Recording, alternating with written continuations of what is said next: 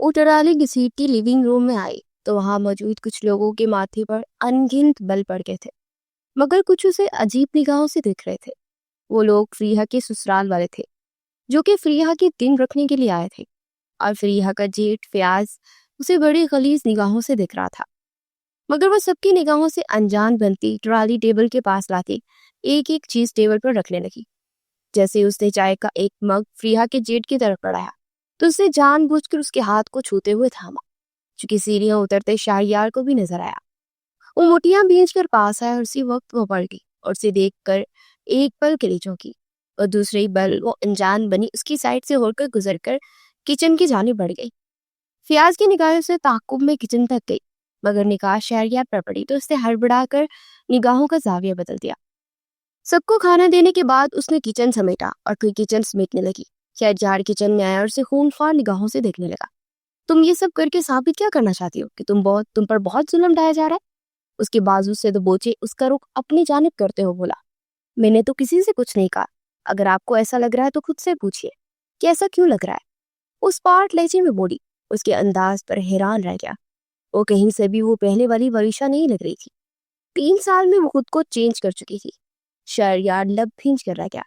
چائے بنا کر میرے کمرے میں لے آؤ، وہ بولتا ہوا وہاں سے نکل گیا۔ وہ کمرے میں آ کر بیٹھا، لیپ ٹاپ پر کام کرنے لگا، اور کچھ 10 منٹ بعد ارہا چائے لیے اندر آئی تو اس کا جیسے غصے کا گراف اوپر پہنچ گیا۔ میں نے وریشا سے بولا تھا کہ وہ چائے لے کر خود کیوں نہیں آئی؟ اس نے لب بھینچ کر پوچھا۔ انہوں نے مجھے کہا کہ میں چائے دوں تو میں آ گئی، باقی آپ کی جانے اور وہ جانے۔ یہ لیجیے چائے، اور میں چلی اپنی اسائنمنٹ بنانے۔ پہلے انہوں نے آ کر بیچ میں ڈسٹرب کر دیا۔ وہ بولی، چائے لے جاؤ اور اسے بولو کہ وہ خود لے کر آئے۔ اور سرد لہجے میں بولا تو اریحا نے اسے حیرانگی سے دیکھا کہ آپ کیا کہہ رہے ہیں؟ اب تو میں لے آئی ہوں نا، فی الحال پی لیجیے، پھر کل اسی سے کہیے گا، میں کوئی نہیں واپس لے کر جانے والی، اریحا نے کہا اور واپس پلٹ گئی۔ وہ غصے سے باہر نکلا اور کچن میں آیا تو کچن سمیٹنے کے بعد وہاں بیٹھی کھانا کھا رہی تھی، وہ بھی ہری مرچوں کے ساتھ۔ وہ ایک دم ٹھٹک کر رک گیا۔ تم اس کے ساتھ کھانا کیوں کھا رہی ہو؟ اس نے پوچھا۔ میں اسی کے ساتھ کھاتی ہوں، وہ بنا منہ سر اٹھائے بولی۔ کیوں؟ انسانوں والا کھانا پسند نہیں ہے کیا؟ یا پھر ابھی تک جنگلیوں جیسے ہی کھانا پسند ہے، گھاس پھوس وغیرہ؟ وہ طنزیہ انداز میں کہتا فریج کی جانب پڑا، اور جیسے اس نے فریج کھولنا چاہا تو لاک تھا۔ دماغ خراب ہے تمہارا؟ فریج کو لاک کیوں لگایا ہے؟ وہ چنگاڑ کر بولا تو اب کی بار اس نے سر اٹھا کر دیکھا۔ یہ بات تو آپ کو اپنی ماں سے پوچھنی چاہیے نا کہ کیوں لاک کیا اور اپنے کمرے میں چابی لے جاتے ہیں۔ وہ اسپارٹ لہجے میں بولی، واٹ؟ کیا بات کر رہی ہو؟ وہ ایسا کیوں کریں گی؟ وہ تلخ لہجے میں بولا، مجھے کیا پتا، آپ مجھ سے کتنے سوال کر رہے ہیں، جا کر ان سے پوچھ لیجیے۔ اس کی بات کے جواب میں ترک کر بولی تو اس نے ناک باری بڑے انداز میں اسے دیکھا، مجھ سے تمیز سے بات کیا کرو، میں ایسا انداز کسی کا برداشت نہیں کرتا۔ وہ تب کر بولا، تو مت کیجیے بات مجھ سے، میں نے آپ کو انویٹیشن نہیں دیا کہ آ کر مجھ سے بات کیجیے۔ وہ کہتی ہوئی برتن اٹھا کر ان کو واش کرنے لگی۔ چائے بناؤ میرے لیے پھر سے، وہ بولا، میں نے پہلے بھی جا کر چابی لے کر دودھ نکالا تھا، اب میں دوبارہ مانگوں گی تو ممی بولے گی، اس پارٹ لہجے میں بولی، اور پھر اسے یوں ہی سوچ میں ڈوبا چھوڑ کمرے کی جانب بڑھ گئی۔ اگلے دن صبح ناشتے پر وہ سب کا ناشتہ بنا رہی تھی اور ساتھ وہ ٹیبل پر برتن رکھ رہی تھی۔ ملازمہ رکھی ہوئی تھی، وہ کہاں ہے؟ شہریار نے پوچھا۔ وہ بہت منہ پھاڑ کر پیسے مانگنے لگی تھی، اکٹھا 2000 ہی بڑھانے کو کہہ رہی تھی، ہٹا دیا میں نے اور وریشا نے، اور ویسے بھی فارغ ہی رہنا ہے نا اس نے، تو میں نے کہا چلو سنبھالو گھر تاکہ مصروف رہو۔ ثانیہ بولی تو شہریار نے لب بھینچ کر اسے دیکھا، جو کہ تھکی تھکی سی لگ رہی تھی۔ رات بھی وہ کافی لیٹ سوئی تھی اور اب بھی شاید صبح سے اٹھی ہوئی تھی۔ کچھ دیر میں لاؤنج میں سالم بھی اپنی بیوی بچوں سمیت آ چکے تھے اور ہر ایک اسے پکار رہا تھا، اور وہ چپ چاپ کسی روبوٹ کی مانند لگی ہوئی تھی۔ وریشا، جو رات والا کھانا بچا ہے نا اس کو گرم کر دو اور وہاں فیکٹری کے ملازمین کو ناشتے کے لیے بھیج دو، ثانیہ نے کہا تو شہریار کو نوالے حلق میں اٹکنے لگے۔ مجھے تو لگا تھا کہ رات کو کھانا ختم ہو چکا ہے کیونکہ وریشا مرچ کے ساتھ روٹی کھا رہی تھی، وہ تلخ لہجے میں بولا تو ثانیہ نے چونک کر اسے دیکھا۔ ارے وہ تو کسی چیز کے ساتھ بھی کھا لیتی ہے، میں نے رات اس سے کہا تھا کہ اپنے لیے نکالو، نکالا نہیں ہوگا، اور پھر اس کی آسانی کے لیے کرتی ہوں جو کرتی ہوں۔ اس طرح ملازموں کا کھانا صبح صبح بنائے گی، ہمارا ناشتہ بنائے گی، اس لیے رات کا کھانا بچا کر رکھ دیتی ہوں۔ ثانیہ کی بات پر اس نے لب بھینچ کر اس کی جانب دیکھا۔ وہ بے تاثر انداز میں سب کچھ کر رہی تھی۔ پھر کچھ دیر کے بعد وہ تیار ہو کر باہر نکلی تو وہ جو باہر جا رہا تھا اس نے حیرانگی سے اسے دیکھا۔ تم کہاں جا رہی اس وقت؟ آپ کو اس سے مطلب؟ آپ میری کچھ نہیں لگتے، شاید آپ بھول رہے ہیں کہ ہمارے درمیان جو رشتہ تھا وہ آپ ختم کر چکے تھے، تو بار بار مجھے مخاطب کرنے کی کوشش کیوں کرتے ہیں؟ اور ہاں، اگر آپ کی بیوی کو وہاں لندن میں پتہ چل گیا نا کہ یہاں آپ میرے ساتھ گفتگو فرما رہے ہیں تو بہت برا ہو جائے گا شاید۔ وہ تلخ لہجے میں بولی تو اس نے سنجیدگی سے اسے دیکھا۔ تو تمہیں پتا ہے کہ میں وہاں شادی کی ہے؟ اس نے گہری نگاہ سے اسے دیکھتے ہوئے کہا۔ ظاہری بات ہے، وقت کے ساتھ ساتھ سب کو پتہ چل جاتا ہے، اور ہاں، چاہے گرین کارڈ کے لیے کی تو ہے نا شادی آپ نے، لیکن اسے دل سے نبھائیے گا، کیونکہ دھوکہ دل کو قبرستان بنا دیتا ہے اور عزت نفس کو بری طرح مجروح کرتا ہے، اپنا آپ کمتر لگنے لگتا ہے۔ وہ تلخ لہجے میں بولی اور پھر باہر نکلتی چلی گئی۔ کچھ دیر میں وہ ایک گھر کے سامنے کھڑی تھی جہاں پہ وہ 2 مہینے سے ایک بوڑھی عورت کی صبح 10 بجے سے شام 5 بجے تک ایز اے نرس خدمت کرتی تھی، اور پھر 5 بجے کے بعد ان کی بیٹی گھر آ جاتی تھی تو اس وقت ضرورت نہیں ہوتی تھی۔ آج پہنچی تو خلاف توقع میڈم یاسمین گھر پہ ہی تھی۔ ارے آؤ بیٹا، میں تمہارا ہی انتظار کر رہی تھی۔ دراصل آج میرا بیٹا فارغ واپس آ رہا ہے تو اسی لیے گھر پر ہوں، تو اب شاید تمہیں ضرورت بھی نہ رہے، تو اسی لیے میں یہ کہنا چاہ رہی تھی کہ اگر تم کہو تو اور کہیں تمہیں ملازمت دلوا دوں، کیونکہ میں تو اب ان کے پاس 24 گھنٹے اویلیبل ہوں گی، تو اسی لیے ضرورت نہیں ہے۔ باقی اگر تم کرنا چاہتی ہو تو نو پرابلم، تم گھر کا باقی نظام سنبھال سکتی ہو یا پھر تمہیں کہیں اور جاب دلوا سکتی ہو۔ میڈم یاسمین اپنی ازلی محبت پر لہجے میں بولتی جا رہی تھی۔ کوئی بات نہیں میم، میں کوئی اور جاب تلاش کر لوں گی، فی الحال جتنے دن آ رہے ہیں اس دن تک تو آتی رہوں گی۔ اس کی بات پر میڈم یاسمین سر اسبات میں ہلاتی اٹھ کر اندر کی جانب بڑھ گئی۔ پورے گھر میں چہل پہل تھی۔ ملازمین اس محل کے کونے کونے کو صاف کر رہی تھی اور بی جان بھی خوشی سے پھولے نہ سما رہی تھی۔ وہ بی جان کے پاس بیٹھی انہیں اخبار پڑھ کر سنا رہی تھی کہ تبھی ملازمہ ہامتی ہوئی اندر آئی۔ وہ میڈم جی، سیڑھیوں سے پھسل گئی اور ان کے سر پر چوٹ آئی ہے، ملازمہ نے ہامتے ہوئے لہجے میں کہا تو ہڑبڑا کر اٹھتی باہر کی جانب بڑھنے ہی لگی تھی کہ بی جان کے رونے پر پلٹی۔ بی جان پلیز آپ روئیے مت، میں میڈم کو دیکھتی ہوں، اور آپ پلیز ان کو دھیان رکھو، میں آتی ہوں۔ اور ملازمہ سے کہتی تیزی سے باہر نکلی تو سیڑھیوں کے پاس یاسمین میڈم بے ہوش پڑی تھی اور خون نکل کر فرش پر پھیلا تھا، اور ان کی 2 ملازمہ ان کے پاس بیٹھی پریشانی سے رو رہی تھی۔ آپ لوگ میری مدد کیجیے، ہم ان کو باہر لے کر جانا ہوگا، اور ڈرائیور سے کہتے کہ ہمیں ہاسپٹل لے کر جائے، ہم لوگ ایمبولینس کے ویٹ نہیں کر سکتے، اس نے کہا، اور پھر جلدی سے ان کے ساتھ مل کر انہیں اٹھایا اور باہر گائیڈ تک لائی۔ پھر ڈرائیور کی مدد سے وہ پاس کے سرکاری ہسپتال لے آئی۔ ان کا خون کافی بہہ چکا تھا، ڈاکٹر ٹریٹمنٹ کرنا شروع ہو چکے تھے۔ تبھی ڈاکٹر باہر آیا تو وہ تیزی سے ان کی جانب لپکی۔ انہیں فوری بلڈ کی ضرورت ہے تو آپ کو ارینج کرنا ہوگا، اے بی پازیٹیو ہے، ہمارے یہاں اکثر ہوتا ہے لیکن اس وقت موجود نہیں ہے۔ ڈاکٹر نے کہا میرا یہی بلڈ گروپ ہے، اگر آپ میرا کراس میچ کروا لیجیے۔ اس نے کہا تو ڈاکٹر نے فوراً اسے نرس کے ساتھ بھیجا۔ وہ کراس میچ کے لیے بلڈ دینے کے بعد باہر آ کر بی جان کو فون کر کے انہیں تسلی دینے لگی۔ پھر کچھ دیر کے بعد ڈاکٹر نے اسے بلڈ دینے کے لیے بلا لیا۔ وہ بلڈ دے کر واپس آئی تو ملازمہ سفینہ تیزی سے اس کی طرف لپکی اور اسے تھام کر وہاں بینچ پر بٹھایا۔ وریشا، آپ ٹھیک ہے؟ ملازمہ نے پوچھا تو اس نے سر اسوات میں ہلا دیا۔ پھر تیزی سے ان کی طرف ایک ہینڈسم سا بندہ آتا دکھائی دیا۔ فارس بھیا آ گئے آپ؟ ملازمہ نے کہا۔ اس نے سر اٹھا کر دیکھا۔ موم کو یہاں کیوں لائے ہو آپ لوگ؟ یہ کوئی ہاسپٹل ہے؟ وہ بولا نہیں، دہاڑا تھا۔ وہ بھیا وریشا باجی لائی ہے۔ سفینہ کے کہنے کی دیر تھی۔ وہ خون اشام نگاہوں سے اسے دیکھتا اس کے پاس آیا۔ تمہاری ہمت کیسے ہوئی میری ماں کو اس گھٹیا ہاسپٹل لے کر آنے کی؟ وہ دہاڑ کر بولا تو وریشا کا چہرہ غصے سے سرخ ہو گیا۔ تو اور کہاں لے کر جاتی؟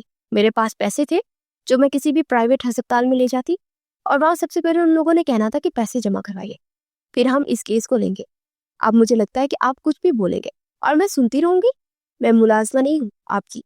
وہ بھی جواباً طرح کر بولی تو فارس نے مٹھیاں بھینچ کر اسے دیکھا۔ ابھی اور اسی وقت یہاں سے نکل رہی ہو ورنہ؟ اسے قہر آلود نگاہوں سے دیکھتے اس نے کہا تو یہ ایک جھٹکے سے اٹھ کر وہاں سے نکلتی چلی گئی۔ وہ ناگوارید سے سر جھٹکتا ادھر ادھر بے چینی سے ٹہلنے لگا اور ڈاکٹر کے باہر آنے کا انتظار کر رہا تھا، مگر ابھی تک اندر سے کوئی نہیں نکلا تھا۔ اس کی بے چینی بڑھتی جا رہی تھی اور غصہ بھی، جو کہ وقتاً فوقتاً سفینہ پر بھی نکال رہا تھا۔ آپ پلیز میری موم کو مجھے دے دیجیے، میں ابھی اس وقت انہیں پرائیویٹ ہسپتال لے کر جانا چاہتا ہوں۔ ڈاکٹر کے باہر نکلنے پر اس نے سر تیچے میں کہا تو ڈاکٹر نے حیرانگی سے اسے دیکھا۔ حد ہوتی ہے کسی چیز کی، آپ نے ایک بار بھی ان کے بارے میں نہیں پوچھا کہ وہ ٹھیک ہے یا نہیں، اور آتے ہی اپنا حکم چلانا شروع کر دیا۔ ہم لوگوں نے اپنی جان ایک کر دی ان کا ٹریٹمنٹ کرنے کے لیے، مگر آپ جیسے لوگ کبھی کسی کے نہیں بنتے۔ بتایا مجھے نرس نے کہ آپ نے اپنی دوسری ملازمہ کے ساتھ کیسا سلوک کیا، وہ بھی کہ آپ کے یہاں کام کرتی ہے نا۔ آپ جانتے ہیں آپ کی مدر کی جان انہیں کی وجہ سے بچی ہے. انہوں نے اپنا بلڈ دیا, انہیں بر وقت یہاں لے کر آئے, ورنہ آج کے دور میں کوئی ایسا نہیں کرتا کسی کے لیے.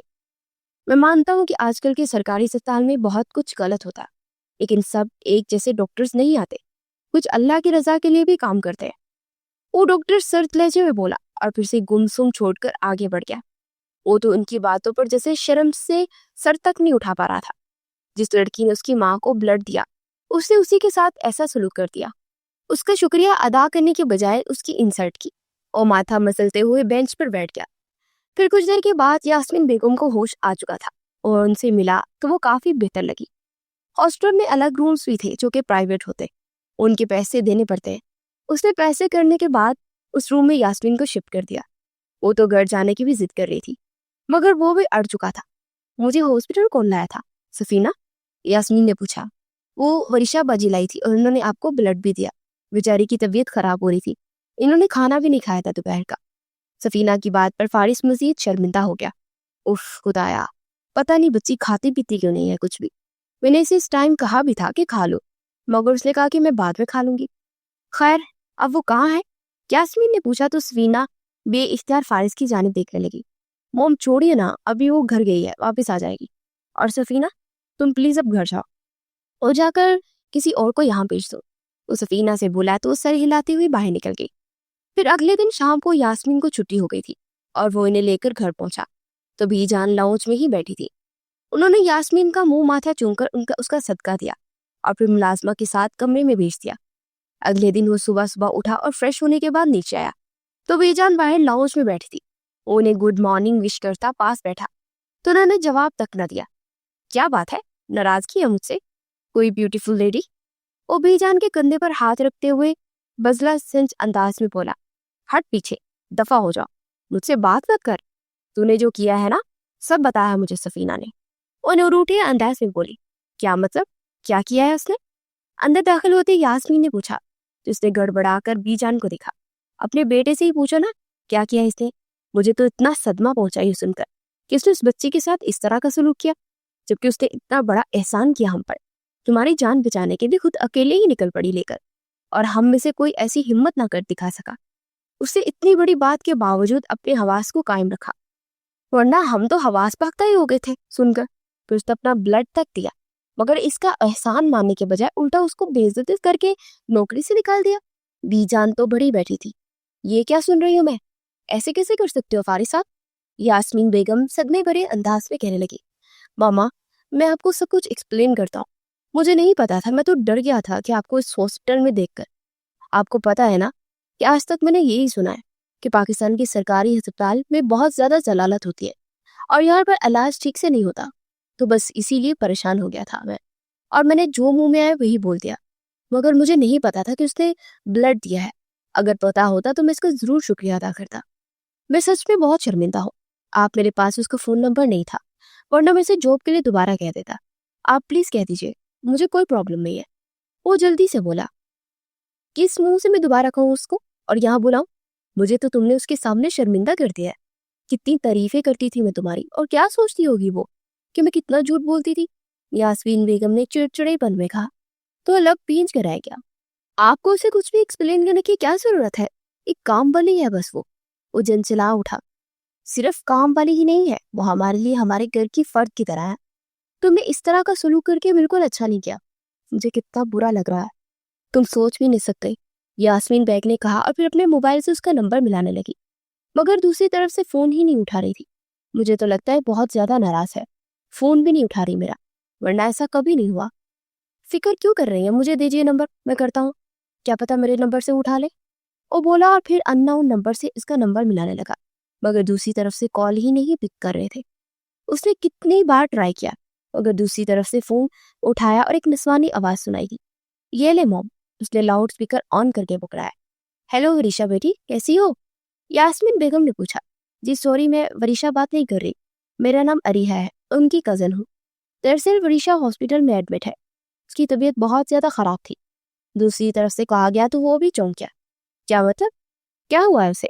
یاسمین بیگ نے پوچھا. مجھے تو نہیں پتا, بس اتنا پتا چلا کہ اسے ہاسپٹل لے کر گئے ہیں میرے بھیا. وہ کل بے ہوش ہو کر گر گئی تھی, کچن میں کام کرتے ہوئے، اور میری موم تو کہہ رہی تھی کہ سب بہانے ہیں کام سے بچنے کے لیے، کیونکہ گھر میں ہماری شادی ہے نا، تو بس محترمہ اس بات پر صدمہ لے گئی ہوگی، اور خوشیاں نہیں نہ دیکھی جاتی اس سے ہماری۔ وہ دراصل میری بڑی بہن کی ہم عمر ہے نا، تو اس کی شادی نہیں ہوئی، تو اس بات کا صدمہ لگا ہوگا۔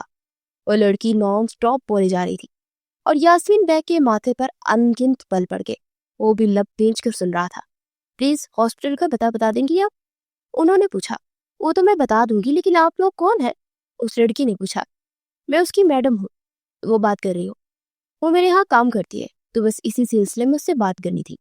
وہ 3 دن سے نہیں آئی، تو میں کافی زیادہ پریشان ہو گئی تھی، یاسمین بیگ نے کہا۔ او اچھا ٹھیک ہے، نوٹ کر لیجئے، میں ہاسپٹل کا پتہ بتا دیتی ہوں آپ کو، دوسری طرف سے اریحا نے کہا۔ پھر اس نے پتہ بتایا تو وہ فون بند کر کے اس کی طرف مڑی۔ تم نے جو کچھ بھی کیا ہے، اب اس کا دعویٰ اسی صورت کر سکتے ہو کہ تم ابھی اور اسی وقت ہاسپٹل جاؤ، اور پھل لے کر جانا، ساتھ کچھ فروٹس وغیرہ بھی لے لینا، اور ہاں اسے سوری بھی بول دینا۔ یاسمین بیگ نے کہا۔ یہ کچھ زیادہ نہیں ہو رہا مم؟ آپ کچھ زیادہ اس لڑکی کو سر پر چڑھا رہی ہے، اس نے منہ بنا کر کہا، تو اسے خشمگین نگاہوں سے دیکھنے لگی۔ اوکے میں چلتا ہوں، وہ سٹ پٹا کر بولا۔ ناشتہ وغیرہ کرنے کے بعد وہ ہاسپٹل کے لیے نکل آیا۔ اس نے راستے میں پھل اور کچھ فروٹس لیے، اور وہ ہاسپٹل پہنچا، جو ایک پرائیویٹ کلینک تھا۔ اسے وہاں سے اسے ڈھونڈنے میں زیادہ دشواری نہیں ہوئی۔ وہ کمرے میں داخل ہونے ہی والا تھا کہ شیشے کے پار سے دیکھتے شاہیار کو دیکھ کر تھم سا گیا۔ اس کی آنکھیں گویا لہو ٹپکانے لگی۔ وہ ایک جھٹکے سے مڑا اور تیزی سے وہاں سے نکل کر گاڑی میں آیا، اور نمبر ملا کر موبائل سامنے رکھا۔ گڈ مارننگ میرے پیارے سے بھائی، دوسری طرف سے چہک کر کہا گیا، تو یک تک اسے دیکھے گیا۔ آپ نے تو کہا تھا کہ آپ کا شوہر یونان گیا ہوا ہے؟ وہ تلخ لہجے میں بولا۔ ہاں میری ان سے بات ہوئی تھی، وہ کہہ رہے ہیں کہ دوستوں کے ساتھ بس کچھ دن گھومے پھریں گے، پھر آ جائیں گے۔ دوسری طرف سے اس کی بہن سویرا نے کہا تھا۔ بکواس کر رہا ہے، وہ جھوٹ بول رہا ہے، یہاں آیا ہوا ہے پاکستان میں ابھی سے دیکھ کر آیا ہوں۔ میں نے اس دن بھی آپ سے کہا تھا کہ اس کا دھیان رکھا کرے، یہ جھوٹ پہ جھوٹ بولتا ہے، ایسے انسان کا کوئی بھروسہ نہیں ہے۔ وہ تب کر بولا، تمہیں ضرور کوئی غلط فہمی ہوئی ہے، کسی اور کو دیکھا ہوگا، وہ شہریار نہیں ہوں گے۔ وہ کیسے ہو سکتے ہیں؟ ابھی بات ہوئی ہے میری، ان کے دوست کے ساتھ تھے وہ۔ سویرا نے کہا، مجھے کوئی غلط فہمی نہیں ہوئی، اور پھر آپ بھی پلیز جلد از جلد پاکستان آئیے، آپ کو اسی ہفتے کی ٹکٹس بک کروا رہا ہوں میں، لیکن آپ اسے نہیں بتائیں گی، اس نے کہتے ہوئے کال کاٹ دی۔ پھر اگلے کئی دن تک اسے نظر رکھے ہوئے تھا۔ وہ کسی نہ کسی کے ساتھ شاپنگ پر نکلا ہوتا تھا، اور سب یقیناً اس کی فیملی کے ممبرز تھے۔ 5 دن کے بعد سویرا پاکستان پہنچ چکی تھی۔ وہ اسی لیے مقصود منزل آیا، اس کی عالیشان گاڑی وہاں پہنچی، اور پیچھے اس کی گارڈز کی گاڑیاں تھی۔ وہ سویرا کو لیے جب اندر داخل ہوا تو شہریار کا رنگ ہی اڑ گیا۔ آپ نے مجھ سے کہا تھا کہ آپ یونان گئے ہوئے ہیں، اور میں پاگل آپ پر یقین کر بیٹھی۔ کیوں کیا آپ نے ایسا؟ سویرا نے شہریار کا گریبان پکڑتے ہوئے کہا، اور فارس اطمینان سے سوفر پر بیٹھا انہیں دیکھ رہا تھا۔ میں بہت شرمندہ ہوں کہ میں نے تم سے حقیقت چھپائی، لیکن اس کے پیچھے ایک وجہ ہے، اور وجہ تھی میری بہن کی شادی۔ تمہیں اس طرح اس حالت میں شادی پر لے کر آنا نہیں چاہتا تھا۔ تم پریگننٹ ہو، اور میرے لیے یہ بچہ بہت امپورٹنٹ ہے۔ وہ اس کا ہاتھ تھامے اپنے پرفریب انداز میں بولا، تو سفیرا فوراً اس کی بات پر ایمان لے آئی۔ پھر ایک ایک کر کے سبھی ان کی فیملی ممبرز آ گئے، اور سب لوگ بہت زیادہ امپریس تھے، مگر سویرا کی تھوڑی سے گردن کے کالے نشان کو دیکھ کر چونک بھی گئے تھے۔ مگر اس کی پیش قیمت ساڑی اور اس کا ڈائمنڈ سیٹ، اور پھر سب سے بڑھ کر انجان سب سے بیٹھا گڈ لکنگ چارمنگ فارس، جو کہ موبائل پر لگا ہوا تھا، اس نے اس کے معمولی داغ کو بھی پیچھے چھوڑ دیا تھا۔ پھر وہ موبائل کو پاکٹ میں رکھتا اٹھ کر کھڑا ہو گیا۔ بہت اچھا سنا سوچا تم نے کہ تم اپنی بیوی کو اتنی پرواہ کرتے ہو، لیکن بیوی کو بھی تو انجوائے کرنے کا حق ہے نا، آخر اس کی نند کی شادی ہے، سو انجوائے کرو سویرا پیا، اور ہاں ہمیں بھی بلانا مت بھولیے گا۔ وہ اٹھ کر شہریار کے سامنے کھڑے ہوتے ہوئے بولا، مگر اس کی آنکھوں سے جیسے شرارے نکل رہے تھے۔ کچھ دیر کے بعد وہ سویرا سے اجازت دے کر باہر نکلنے لگا، تو ایک دم سے اس نے شہریار کو ساتھ چلنے کو کہا، تو اس کا رنگ سرد پڑ گیا، مگر وہ مرتا کیا نہ کرتا کہ مذاق اٹھ کر اس کے ساتھ باہر آیا۔ میری بہن کے ساتھ اگر دھوکہ کرنے کی کوشش کی نا، تو تمہیں جو اتنی آسمان کی بلندیوں پر پہنچایا ہے، زمین پر پٹکنے میں مجھے دیر نہیں لگے گی۔ وہ باہر آ کر اس کے کندھوں پر ہاتھ رکھے سر لہجے میں بولا، تو شہریار نے تھوک نکلتے ہوئے اسے دیکھا۔ آپ مجھے غلط سمجھ رہے ہو فارس، میں نے صرف اور صرف سویرا کی بھلائی کے لیے یہ سب کیا، میں اس کے ساتھ دھوکہ کیوں کروں گا؟ شہریار نے جلدی سے کہا، میں تمہاری رگ رگ سے واقف ہوں. تم میری بہن کو دھوکہ دے سکتے ہو, مجھے نہیں. تو اس لیے صلاح دے رہا ہوں کہ آئندہ سے اس طرح کی کوئی حرکت مت کرنا, کہ مجھے تمہیں زمین پر گرانے میں صرف ایک پل لگے. اور تم اچھی طرح جانتے ہو اتنا میرے سامنے صرف ایک حقیر کیڑے مکوڑے کی مانند ہو تم. اس سرد لہجے میں بولا اور پھر تیزی سے باہر نکلتا چلا گیا. اس دن کا ہاسپٹل بلڈ دینے کے بعد وہ گھر آ کر اسے کافی زیادہ ویکنیس ہوئی تھی اور اسی طرح گھر کے کاموں میں مصروف تھی, جس کی وجہ سے وہ ایک دن بے ہوش ہو کر گر گئی. اور جب ہوش آیا تو وہ ہاسپٹل میں تھی اور شہریار اس کے پاس تھا اور اس کا یوں کنسرن دکھنا اور کیئر اسے تکلیف دے رہا تھا. وہ تو اب ان چیزوں کی عادی کہاں رہی تھی, مگر نہ چاہتے ہوئے اس کی حرکتیں برداشت کر رہی تھی. وہ اب بھی گمسم سے اندھیرے کمرے میں بیٹھی تھی کہ جبھی اریحا اندر داخل ہوئی. تمہیں باہر مما بلا رہی ہے, وہ ہماری بھابھی جان آئی ہے, تو کہہ رہی ہے کہ ان کے لیے کھانا تیار کرو. اریحا نے کہا تو اس نے چونک کر اسے دیکھا. کون سی بھابھی؟ اسے حیرانی سے پوچھا. کیوں, آپ کو نہیں پتا کون سی بھابھی کی بات ہو رہی ہے؟ باقی کی دو تو یہی رہتی ہے, ایک ہی بچتی ہے جو یہاں سے دور رہتی تھی, تو وہی آئی ہے نا. اور تمہیں پتا ہے وہ کتنے امیر گھرانے سے تعلق رکھتے ہیں.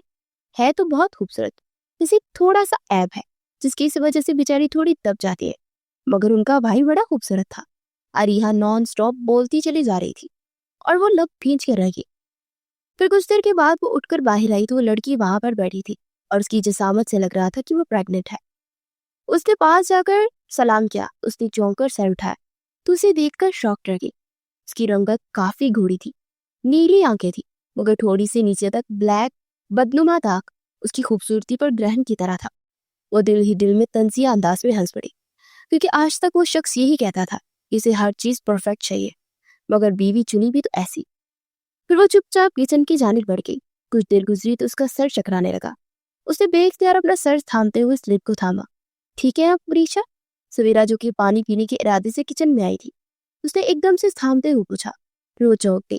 ارے آپ کو تو بہت تیز بخار ہے, اس نے کہا تو وہ اندر داخل ہوتا شہریار چونک گیا. کیا ہوا سویرا؟ اس نے باضابطہ طور پر سویرا کے کندھے پر ہاتھ رکھتے ہوئے پوچھا, مگر وہ دیکھ وریشا کی جانب ہی رہا تھا. دیکھے نا شہری, اس کو اتنا تیز بخار ہے اور یہ ایسے ہی کام کر رہی ہے. سویرا نے کہا, تمہاری طبیعت خراب تھی, تم کچن میں کیوں آئی ہو؟ جاؤ جا کر آرام کرو. شہریار نے کہا اور پھر اریحا اور فریحا کو پکارنے لگا. کیا ہے یہ سب؟ آپ لوگ اتنے لوگ ہو, کوئی کام نہیں کر سکتا؟ وہ 2 دن ہسپتال تھی تو کیا گھر کے کام نہیں ہو رہے تھے؟ پتا بھی ہے کہ 2 دن وہ چکرا کر گر گئی تھی, پھر آج اس کو کچن میں آپ نے پھر سے گھسا دیا. حد ہوتی ہے کسی چیز کی. شہریار سب پر الٹ پڑا تو اریحا فریحا دل محسوس کر کچن کا کام کرنے لگی. آپ جا کر آرام کیجیے وریشا, بلکہ چلیے میں آپ کو کمرے تک چھوڑ آتی ہوں, سویرا اپنے نرم سے لہجے میں بولی. تو اسے دیکھ کر رہ گئی. وہ لڑکی صرف ایک معمولی سا نقص رکھتی تھی, مگر اس کے اندر باہر بہت صاف اور شفاف تھا. شاید اس کے اسی رویے کی وجہ سے شہریار نے اسے پسند کیا تھا. اس کے دل نے ایک بار سوچا مگر دوسری پل نفی کر دی, کیونکہ وہ جانتے تھے کہ شہریار کتنا خود غرض ہے, وہ اپنے فائدے کے لیے کچھ بھی کر سکتا ہے. پھر سویرا اسے لے کر اس کے کمرے تک آئی اور ساتھ ہی وہ شہریار کی محبت کے قصے سنا رہی تھی اور شہریار کی اچھائیوں کے جو کہ اسے آج تک نظر نہیں آئی تھی. پھر سویرا واپس پلٹ گئی.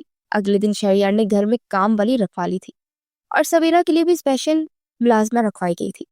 فریحا کی شادی کے دن قریب آ چکے تھے. آج فریحا کی مائیوں تھی اور گھر کے سامنے موجود پارک پہ انتظامات کروائے گئے تھے. اسی میں نہ جانے کسی کیسے دعوت میں جانے کے لیے کہہ دیا گیا تھا, مگر اس کے پاس تو کپڑے نہ ہونے کے برابر تھے. لیکن سویرا نے شہریار کے ہاتھ اسے کپڑے بھیجے تھے, مگر بعد میں اسے پتہ چلا کہ سویرا کے فرشتوں کو بھی خبر نہیں کہ وہ کپڑے اس نے بھیجے ہیں, یعنی کہ شہریار نے اسے جھوٹ بولا تھا. اسے بہت زیادہ غصہ آیا اس پر, مگر اس وقت وہ کوئی تماشا نہیں کرنا چاہتی تھی. کچھ دیر گزری تو سامنے سے آتے شخص کو دیکھ وہ ایک دم سے چونک گئی اور سویرا تیزی سے اس شخص کی طرف پڑی اور اس کے گلے لگ گئی. وہ حیرانگی سے سب دیکھ رہی تھی. پھر اس کے ذہن میں اریحا کی باتیں گونجی کہ اس دن اسے بتایا تھا کہ سویرا کے ایک بھائی بھی ہے, مگر اسے پتا نہیں تھا کہ میم یاسمین سویرا کی ماں ہے. وہ ایک سائڈ پر افسردہ سی بیٹھی ہوئی تھی کہ جبھی وہ پاس آ گئے. اس سے ذرا فاصلے پر ایک کرسی گھسیٹ کر بیٹھ گیا. ویسے مجھے بات نہیں کرنی تھی آپ سے, لیکن بہت امپورٹنٹ ہے, اسی لیے ایک پتہ سینڈ کر رہا ہوں آپ کے نمبر پر, وہاں آ کر مجھے ملیے گا, اس نے کہا تو حیرانگی سے اسے دیکھنے لگی. پھر سر جھٹک کر وہ سامنے اسٹیج کی جانب دیکھنے لگی جہاں پر شہریار اور سویرا فریحا کے ساتھ ہنسی ٹٹولہ کر رہے تھے. فارس سب کے ساتھ بہت زیادہ گھل مل گیا تھا اور اریحا تو اس کے آس پاس ہی منڈلا رہی تھی, مگر وہ دنیا جہان کی بیزاری لیے الگ تھلگ بیٹھی تھی. اس نے ایک دو بار اسے دیکھا، اسے لگا وہ مسلسل سویرا اور شہریار کی جانب دیکھ رہی ہے، اور یہ بات اسے بہت زیادہ ناگوار گزر رہی تھی۔ اسے نہ جانے کیوں لگ رہا تھا کہ لڑکی اس کی بہن کی زندگی کے لیے خطرہ ہو سکتی ہے، کیونکہ وہ شہریار کے متعلق اتنا جان گیا تھا کہ وہ شخص کسی ایک پر اکتفا نہیں کر سکتا، اور اس کی بہن کے ساتھ صرف اس لیے تھا کیونکہ اس کے پاس بہت ساری دولت ہے، اور اسی دولت کے پیچھے اس نے سویرا سے شادی کی تھی۔ مگر سویرا کو اپنی اچھائیوں پر یقین دلا گیا تھا، لیکن حقیقت کیا تھی وہ اچھی طرح سے جانتا تھا۔ لیکن اس نے اس کے نمبر پر کال ملنے کا پتہ سینڈ کیا، اور اگلے دن اس کے ریسٹورنٹ میں اس کا انتظار کر رہا تھا۔ وہ نہیں آئی اور اس کا جیسے پارا ہائی ہو چکا تھا۔ وہ شام کو مہندی کے فنکشن میں پہنچا تو اسے آج بھی ایک الگ تھلگ کونے میں بیٹھی نظر آئی۔ وہ کچھ دیر تک سب کے ساتھ بیٹھا ہنسی مذاق کرتا رہا، پھر وہ فون سننے کا بہانہ کر کے اس کونے کی جانب آیا جہاں پر وہ اکیلی بیٹھی تھی۔ اسے پاس آ کر فون کان کو لگایا۔ مس وریشا، میں ایک بزنس ٹائکون ہوں اور میرے پاس اتنا فضول ٹائم نہیں ہوتا کہ آپ جیسی لڑکیوں کے نخرے اٹھاؤں۔ میں نے آپ کو ڈیٹ پر نہیں بلایا تھا جو آپ تشریف نہیں لائی، میں نے آپ کو اسی لیے بلایا تھا کہ مجھے ڈر ہے کہ آپ میری بہن کے لیے خطرہ بن سکتی ہے۔ وہ اس کی کرسی کے پاس آ کر موبائل کان کو لگائے ہوئے بول رہا تھا۔ بظاہر سب کو لگ رہا تھا کہ وہ موبائل پر کسی کے ساتھ لگا ہوا ہے۔ اس کی بات کا کوئی جواب نہیں دیا، بلکہ ایک جھٹکے سے اٹھ کر وہاں سے دوسری ٹیبل پر چلی گئی جہاں پر کچھ لوگ بیٹھے ہوئے تھے، اور وہ اس کی حرکت پر دل ہی دل میں جھنجھلا اٹھا۔ پھر بارات کے دن تو اسے دکھائی ہی نہیں دی تھی، اور پھر اس سے اگلے دن وہ اپنے روم سے نکل کر لاؤنج میں آ رہا تھا کہ جب وہ اسے بی جان کے پاس بیٹھی دکھائی دی۔ دوسرے صوفے پر بیٹھ کر اس کو کلکھیوں سے دیکھنے لگا۔ کچھ دیر کے بعد وہ اٹھ کر کچن کی جانے پڑی تو تیزی سے اس کی پیچھے لگا۔ میرے پاس اتنا فضول ٹائم نہیں ہے تم جیسی لڑکی پر ویسٹ کرو۔ جب میں آپ سے کہہ رہا ہوں کہ میں آپ سے بات کرنا چاہتا ہوں تو پھر میری بات کیوں نہیں سن رہی؟ وہ اس کے بازو سے دبوچے اس کا رخ اپنی جانب کرتے ہوئے غصے سے گھرایا تھا۔ صرف آپ ہی کا ٹائم قیمتی نہیں ہوتا، دوسروں کا بھی بہت قیمتی ہوتا ہے مسٹر فارس بیگ۔ میں آپ سے زیادہ بزی رہتی ہوں مسٹر فارس، کیونکہ آپ کو صرف بزنس سنبھالنا ہوتا ہے۔ میں نہ صرف جاب کرتی ہوں بلکہ اس کے علاوہ بھی میرے پورے گھر کو میں نے سنبھالنا ہوتا ہے، جہاں پر کتنے افراد رہتے ہیں آپ کو بھی معلوم ہے۔ شادی والا گھر تھا تو ہر ایک نے مجھ پر ذمہ داری پھینکی ہوئی تھی، یہ کر دو وہ کر دو، تو کیا کرتی؟ میں نہیں کہتی کہ میں سب چھوڑ کر جا رہی ہوں، آپ لوگ خود کیجیے۔ میں کسی لڑکے سے ملنے جا رہی ہوں۔ دوسری بات، میں کسی انجان لڑکے سے کسی ریسٹورنٹ میں کیوں ملوں؟ اس کی آنکھوں میں آنکھیں ڈالے تلخ لہجے میں بولی، میں آپ کو ڈیٹ پر نہیں بلا رہا تھا جو آپ اتنا گھبرا رہی تھی۔ میں نے سویرا اپیا کے بارے میں بات کرنے کے لیے بلایا تھا۔ میری بہن بہت عزیز ہے مجھے، اور میں اس کے لیے کچھ بھی کر سکتا ہوں، اور کچھ بھی کا مطلب کچھ بھی ہوتا ہے۔ اور مجھے لگتا ہے کہ آپ کا کزن یعنی کہ سویرا کا شوہر آپ کو پسند کرتا ہے، اور میں چاہتا ہوں کہ آپ اس سے فاصلے پر رہیں، ورنہ دوسری صورت میں کچھ کر گزروں گا جو کہ آپ کو اچھا نہیں لگے گا۔ فارس بولتا چلا گیا، ہو گیا آپ کا، اب آپ یہاں سے تشریف لے جا سکتے ہیں۔ وہ تلخ لہجے میں بولی، تمہیں آخر غرور کس بات کا ہے؟ آخر تم سمجھتی کیا خود کو؟ پتا ہے مجھ پہ لڑکیاں بات کرنے کے لیے مجھ سے ترستی ہیں، اور میں تمہیں وقت دے رہا ہوں، اور تمہارے لیے بہت خوش نصیبی کی بات ہے۔ وہ تمہاری کزن علیحا میرے سے بات کرنے کے لیے تڑپ رہی ہے، نہ جانے کتنے میسیجز کرتی ہے۔ وہ چڑھ کر بولا تو اس نے ہاتھ میں پکڑا باؤل زور سے سلپ پر پٹکا۔ تو میں کیا کروں؟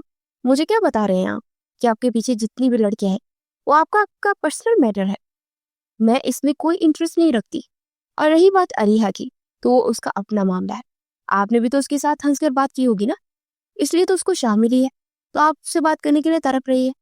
پہلے ہی دن منع کر دیتے تو وہ آپ کی طرف پڑتی ہی نہ۔ وہ ترک کر بولی تو فارس نے مٹھیاں بیچ کر اس لڑکی کو دیکھا جو کہ ہمیشہ نہ جانے غصے میں کیوں رہتی تھی۔ تو آپ کو لگتا ہے کہ میں نے اس سے جو ایک دو بار بات کی میں ہی غلط ہوں؟ آپ لڑکیاں ہم لڑکوں کو ذرا ہنس کر بات کرنے کو اتنا آگے تک کیوں لے جاتی ہیں؟ وہ اب کی بار سینے پر ہاتھ باندھے تنزیہ لہجے میں بولا، ہر لڑکی آپ سے بات کرنے کو ترستی ہے، یہ آپ سے کس نے کہہ دیا؟ اور میں نے ایسا کیا کیا ہے کہ لڑکیاں آپ سے بات کرنے کو ترسیں گی؟ میں تو نہیں ترستی، بلکہ الٹا آپ مجھ سے بات کرنا چاہ رہے ہیں، تو اسی لیے آپ اپنے بارے میں کیا کہیں گے؟ اس نے تنزیہ لہجے میں پوچھا تو تل ملا کر اسے دیکھنے لگا۔ مجھے پتا ہے، کیا لگتا ہے تم ایک نمبر کی سائیکو لڑکی ہو، اور کوئی پاگل ہی ہوگا جو تم جیسی لڑکی کے منہ لگے گا۔ وہ انتہائی غصے سے بولا اور پھر تن فن کرتا وہاں سے نکل گیا۔ اگلے کئی دن تک پھر ان کے درمیان یوں ہی کسی نہ کسی بات پر نوک جھوک ہونے لگی تھی۔ وہ بے اختیار وریشا کے متعلق سوچنے لگا تھا۔ ایک ماہ مزید گزر چکا تھا، وہ ملازمت کرتے اور یاسمین بیگ کی اب بھی کافی حد تک بہتر ہو چکی تھی. تو اس کا آج بیگ ہاؤس میں لاسٹ ڈے تھا اور سویرا بھی آئی ہوئی تھی. وہ سب سے ملنے کے بعد نکلنے والی تھی کہ سویرا کو پین لگ گئی اور وہ کچھ دیر میں بحال ہو چکی تھی. یاسمین بیگ کے تو جیسے ہاتھ پاؤں ہی پھول گئے تھے. ڈرائیور بھی فارس کو لے کر آ گیا تھا. اس نے جلدی خود لے جانے کا فیصلہ کیا اور گاڑی میں لے کر اس نے ڈرائیونگ سیٹ سنبھالی.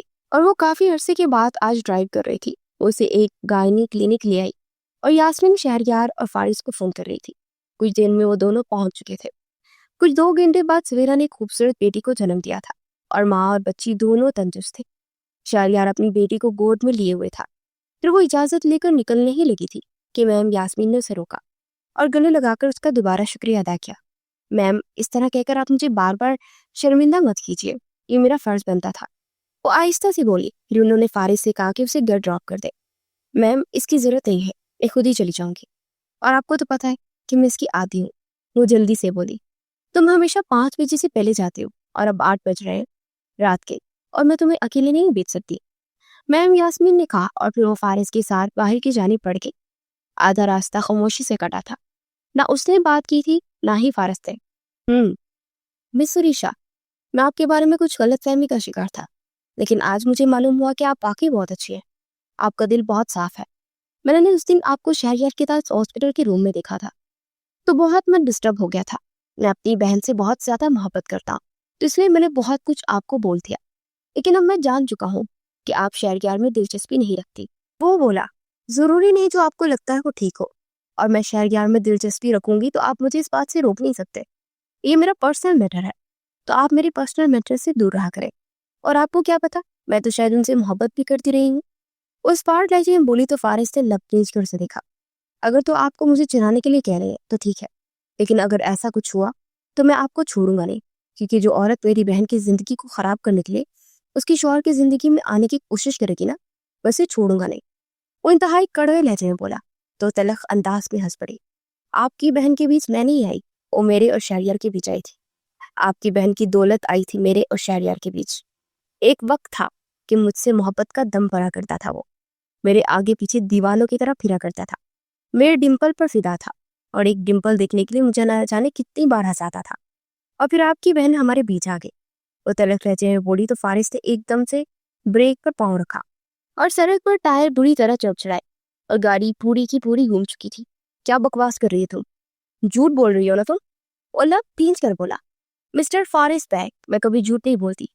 فکر مت کیجیے، میں آپ کی بہن کی زندگی کبھی خراب نہیں کروں گی، کیونکہ مجھے اس شخص میں ذرا برابر بھی اب دلچسپی نہیں ہے. جو لوگ میری قدر نہیں کرتے نا، میں بھی انہیں کبھی یاد نہیں رکھتی. اس نے اس وقت مجھے چھوڑا جب مجھے اس کی سب سے زیادہ ضرورت تھی، اور آپ کی بہن کا ہاتھ تھام لیا. اس وقت مجھے پتا چلا کہ وہ کتنا خود غرض اور لالچی ہے. لیکن میں آپ کو بات بتا دوں، مجھ پر بہت دلچسپی پھر سے لے رہا ہے، لیکن میں پھر بھی اس سے بات نہیں کرتی جیسے آپ سے نہیں کرنا چاہتی. مگر آپ زبردستی بات کرنے پر ٹل جاتے ہیں. مجھے مرد ذات سے ہی نفرت ہے. وہ تلخ لہجے میں بولی تو چونک کر اسے دیکھنے لگا. سر جٹکر نے گاڑی سٹارٹ کی اور اسے گھر کے سامنے اتارنے کے بعد زن سے گاڑی اڑاتا وہاں سے نکل گیا. وہ مسلسل کئی دنوں سے پھر اسی سوچ میں گم رہا کہ کہیں وہ شخص اس کی بہن کو دھوکہ نہ دے دے، لیکن ابھی تک اس کی طرف سے پرسکون ماحول تھا. کئی دن ہو چکے تھے اس کی ملاقات وریشا سے بھی نہیں ہوئی تھی. وہ کافی زیادہ مسترد تھا. نہ جانے اسے کسی دن نہ دیکھنے سے بے سکونی کیوں ہونے لگتی تھی. اس دن وہ سویرا سے ملنے کے لیے اس کے گھر آیا. وہ اندر لاؤنج میں داخل ہو رہا تھا کہ اندر کا منظر دیکھ کر ٹھٹک گیا. شہریار وریشا کا بازو جگڑے ہوئے کھڑا تھا. ہاتھ چھوڑو میرا، کیا بدتمیزی ہے یہ؟ وریشا نے چیخ کر کہا. بدتمیزی تو تم کر رہی ہو. کیا تم نے فیاض کے لیے ہاں بولی ہے؟ وہ شخص تمہارے قابل نہیں ہے. وہ غلیظ ترین انسان ہے. پتا ہے کس قدر گندی نگاہوں سے دیکھتا ہے وہ تمہیں؟ اور اس کے بارے میں تو افواہ ہے کہ اس کی وجہ سے اس کی بیوی مر گئی. شہریار بولا تو ایک دم سے چونک گیا. میرے پاس آپ نے کوئی چارہ نہیں چھوڑا تھا. کئی دنوں سے میری برداشت کی حد ختم ہو چکی ہے. آپ کو شرم نہیں آتی ہے؟ روز مجھے تنگ کرتے، میرے سامنے کھڑے ہو جاتے ہیں اور میرا بازو ایک چٹکے سے اس لیے چھڑواتے ہوئے غصے سے وہ بولی. ہاں، نہیں آتی مجھے شرم، محبت کرتا ہوں یار تم سے. وہ غصے سے بولا. باڑ میں گئی آپ کی محبت. آپ کی بیوی آپ سے کس قدر پیار کرتی ہے اس کا اندازہ بھی ہے آپ کو؟ اس قدر بھروسہ کرتی ہے وہ آپ پر، مگر آپ اس کی معصومیت کا، اس کی محبت کا فائدہ اٹھا رہے ہیں. ایسی بیویاں خوش نصیبی سے ملتی ہیں قدر کیجیے اس کی۔ وریشا نے کہا تم بھی تو اتنی اچھی ہو نا، تمہارے ساتھ بھی میری خوش نصیبی ہوگی نا، تمہارا ساتھ ہونا میرے لیے باعث سکون ہوگا۔ میں ان 3 سالوں میں کبھی سکون نہیں پا سکا، ہر پل تمہارے متعلق سوچا ہے۔ ویسے وہاں لندن میں رکھوں گا اور تم یہاں پر رہنا۔ میں اسے نہیں بتاؤں گا کہ ہماری شادی ہوئی ہے، وہ بھی خوش تم بھی خوش۔ میں 2 بیویاں افورڈ کر سکتا ہوں یار، پلیز اس فیاض کے رشتے سے فوراً انکار کر دو، میں ماما کو منا لوں گا۔ میں جانتا ہوں میرے رویے کی وجہ سے تم نے فیاض کے رشتے کے لیے ہاں بولا ہے، اور تم بھی اسے ناپسند ہی کرتی ہو۔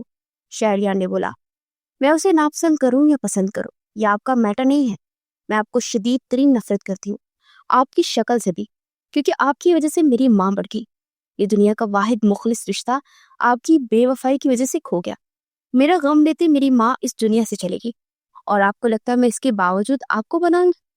میں کبھی وہ محبت نہیں کی تھی آپ سے، لیکن اس وقت جتنی نفرت کرتی ہوں نا اس کا اندازہ بھی نہیں لگا سکتے۔ پتا ہے میں کبھی نہیں چاہتی کہ میں کسی عورت کا گھر برباد کرنے والی کی وجہ بنوں۔ میری ماں بھی برباد ہوئی تھی نا کسی دوسری عورت کی وجہ سے۔ انہوں نے میری ہمیشہ تربیت کی کہ میں کبھی کسی کی محبت کے بیچ میں نہ ہوں۔ آپ کی بیوی آپ سے بہت محبت کرتی ہے، جائیے جا کر اس کا ہاتھ تھامیے، شاید آپ کے گناہوں کا مداوع ہو سکتے۔ وہ بولتی چلی گئی۔ شہریار کے ساتھ ساتھ باہر کھڑا فارس بھی اس کی باتوں پر سن پڑ گیا تھا۔ پھر وہ بنا کسی سے ملے ایک چٹکے سے وہاں سے بیٹھا اور نکلتا چلا گیا۔ پوری رات کو ایک پل کے لیے بھی سو نہیں پایا تھا۔ اس کے ذہن میں اس کی جانب تھا، نہ جانے اسے کیوں تکلیف محسوس ہو رہی تھی اس کے لیے۔ پھر اگلے دن اس سے ملنے کا فیصلہ کر چکا تھا۔ اس نے اسے میسج کیا کہ موم اسے بلا رہی ہے۔ کچھ 2 گھنٹوں کے بعد وہ وہاں پہنچے تو فارس نے اس کے سامنے کھڑے ہوتے اس کا راستہ روکا۔